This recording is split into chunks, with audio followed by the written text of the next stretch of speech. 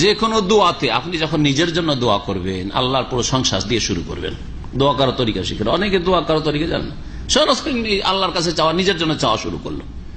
অথবা তারও প্রয়োজন আছে, সবসময় আমাদের প্রয়োজন আছে নিজের, কিন্তু ওর চাইতে বেশি গুরুত্বপূর্ণ ওর স্ত্রী অসুস্থ, ও ছেলে অসুস্থ, দোয়া বিসমিল্লাহ দিয়ে শুরু করেছে, আল্লাহ আমার ছেলেকে ভালো করে দাও। না, এটা তরিকা না দোয়া করার। দোয়া করার তরিকা হচ্ছে প্রথম আল্লাহ পাকের প্রশংসা করবেন, আলহামদুলিল্লাহ রাব্বিল আলামিন, হ্যাঁ, আল্লাহুম্মা লাকাল হামদ, আল্লাহর প্রশংসা দিয়ে। জি, তারপরে নবীর উপর সালাতু সালাম পেশ, ওয়াসসালাতু ওয়াসসালামু আলা রাসূলিল কারীম। জি হ্যাঁ, এটা করবেন। আর তারপরে আল্লাহর প্রশংসা হয়ে গেল, আল্লাহর হক আদায় করা হলো, হামদুসানা, নবীর হক আদায় করা হলো যা আপনার উপর ছিল, সালাতু সালাম পেশ করে, দরুদ সালাম পেশ করে নবীর জন্য দোয়া করলেন, যেন আপনি নিজের জানের ওপর, প্রাণের ওপর, আপনার স্ত্রীর ওপর, আপনার ছেলে অসুস্থ রয়েছে, মেয়ে অসুস্থ রয়েছে, বাপ অসুস্থ রয়েছে, তার উপর আপনি প্রাধান্য দিয়েছেন রাসূলুল্লাহ সাল্লাল্লাহু আলাইহি সাল্লামকে। এইটা হচ্ছে এর অর্থ, এটা হচ্ছে এর অর্থ। রাসূলের জন্য আগে দোয়া, তারপরে দোয়া যখন শুরু করবেন তখন এই করিয়েন না যে আল্লাহ আমার ছেলেটা অসুস্থ আছে, হাসপাতালে আছে, তাকে ভালো করে দাও। হ্যাঁ, আমাদের মুস্তাকিমের ছেলে অসুস্থ আছে, আল্লাহ যেন শফা দান করেন। তো আবার সরাসরি শুরু করবেন না, কি করবেন? কোরআনে কি শিখেছে? হ্যাঁ, রব্বানা গফির লানা ওয়া লিইখওয়ানিনা আল্লাযিনা সাবাকুনা বিল ঈমান, আল্লাহ আমাদেরকে ক্ষমা করো, আগে আমাদের বলা হয়েছে, তারপরে ওয়া লিইখওয়ানিনা, তারপরে আমার ভাইদেরকে মাফ করো। দোয়াগুলি গভীর ভাবে কোরআনে চিন্তা করে দেখবেন। আর একটি দোয়া বলি, রব্বিগফিরলি ওয়া লিওয়ালিদাইয়া, বাপ মায়ের হক আল্লাহর পরে বললাম, তাই না? তারপরে দোয়ার ক্ষেত্রে নিজের থেকে শুরু করতে হবে, কারণ আপনি আল্লাহর রহমতের বেশি মুখাপেক্ষী আমি আমার দুনিয়া আখিরাতের কল্যাণের জন্য। তারপরে বাপ মায়ের, আমার রহমতের বেশি দরকার, হ্যাঁ, আমার আল্লাহর বরকতের বেশি দরকার। সুতরাং রব্বিগফিরলি ওয়া লিওয়ালিদাইয়া, আল্লাহ আমাকে মাফ করে দাও, ওয়া লিওয়ালিদাইয়া, এবং আমার মাতা পিতাকে মাফ করে দাও, ওয়া লিমান দাখালা বাইতিয়া মুমিনা। নবী আলাইহিস সালাম এইভাবে দোয়া করেছেন। জি হ্যাঁ, তার নিজের থেকে শুরু করবেন দোয়াতে।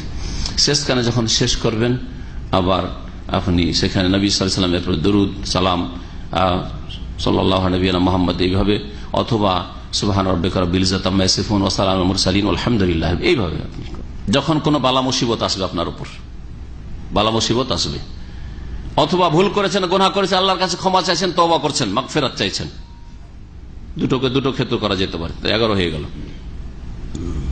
কি করবেন? নবী সাল্লাল্লাহু আলাইহি বেশি বেশি দুরূদ পেশ করবেন। নবীর জন্য বেশি বেশি যদি আপনি দোয়া করেন, সালাতু সালাম, দরুদ সালাম মানে কি? নবীর জন্য বেশি বেশি দোয়া করা। তো নবীর জন্য যদি বেশি বেশি দোয়া করেন, অথচ আপনার প্রয়োজন, আপনার বালা মুসিবত আছে, হ্যাঁ, আপনার গুনাহ আছে, তওবা করতে চাইছেন, তার আগে নবীর জন্য দোয়া করছেন আপনি, তাহলে আপনার গরজটাও আল্লাহ পুরো করে দেবেন, আপনার গরজটা পুরো করে দেবেন। এই মর্মে একটা হাদিসের ছোট্ট অংশ শোনাই। উবাই বিন কাব রাদিয়াল্লাহু তাআলা বলছেন, কুলতু, আমি বললাম, নবী সাল্লাল্লাহু আলাইহি ওয়াসাল্লাম যখন দুরূদ সালামের খুব ফজিলত বললেন, তখন আজআল্লাকা সালাতি কুল্লাহা, আপনার জন্য কি তাহলে সম্পূর্ণ দোয়াটাই আমি আপনার জন্য করব? আমি দোয়া করতে গিয়ে আমার প্রয়োজন, আমার ছেলে মেয়ের প্রয়োজন, কিন্তু যত ফজিলত শুনলাম সালাত ও সালামের, সালাতের, দুরুদের, তাহলে পুরো দোয়াটাই কি আমি আপনার জন্য করব? শুধু সালাত পেশ করব, এই দিয়ে আমার সব খরচ পুরা হবে? তখন বললেন, এজান তুকফা হাম্মুকা ওয়া ইয়াগফিরু লাকা যামবুকা বা ইউগফারু লাকা যামবুকা, মাঝুলবিরা বললেন, বা ইউগফারু লাকা যামবুকা।